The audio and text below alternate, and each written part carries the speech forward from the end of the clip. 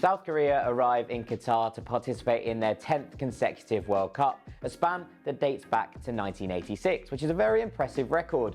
Stunned last time out in Russia in the chaos that closed out Group F, Korea beat Germany on the final day but were eliminated by Sweden's win over Mexico. They'll be hoping to go one better, at least this time around. Coach Paulo Bento has a stellar managerial CV, winning silverware at Sporting and Olympiacos, as well as leading the Portuguese national team for 4 years and at 2 major tournaments.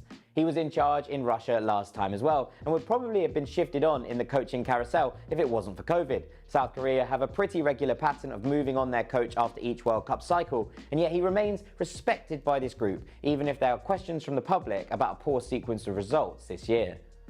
Bento's South Korea are usually set up in a 4-3-3 where they look to exert technical control whilst releasing an aggressive front line. The midfield trio are comfortable in possession, but they're equally not afraid to go long and direct to their attacking trident either, a front line who will regularly try and get in behind opposition defenders.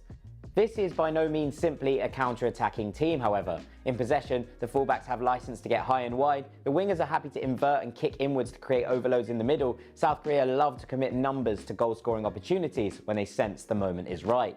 The question mark remains though if this leaves them too exposed. This year alone, despite the brilliance of Heung-min, who has stepped up into the Kalidou Koulibaly side's breach at Napoli, they have conceded too many goals. 2 each to Costa Rica and Paraguay, 3 to Japan and 5 to Brazil stand out as uncomfortable reading. That means there's a lot of pressure on the forwards to deliver. Luckily for the nation, they have one of the world's best players willing to shoulder that burden. We're talking of course about Tottenham's Heung-min. South Korea as a whole held their breath as their leading light and captain hobbled off from Spurs' Champions League game against Marseille with a fractured eye socket, but there is growing confidence that he will not just be able to go to the tournament, but to start in their first game.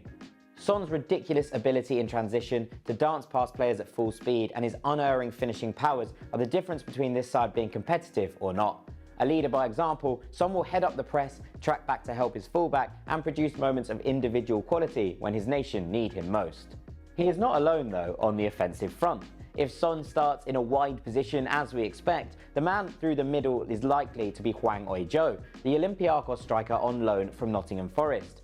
Whilst he's yet to score for his new side this season, an impressive campaign at struggling Bordeaux in Ligue 1 last year was enough to secure him a move, and with 16 goals for his country, his goal-scoring prowess isn't hugely in question. Versatile across the front line and able to dovetail nicely with both Son and Wolves man Hwang Hee-chan, the three of them provide a tricky interchangeable front line that has caused numerous problems for opposition teams down the years. Qualification was achieved with relative ease for South Korea. They lost just once in their 10 qualifying games, finishing 2 points behind group winners Iran, but 11 points clear of the third place spot that would have left them in the playoffs. And even that loss came after qualification was already secure.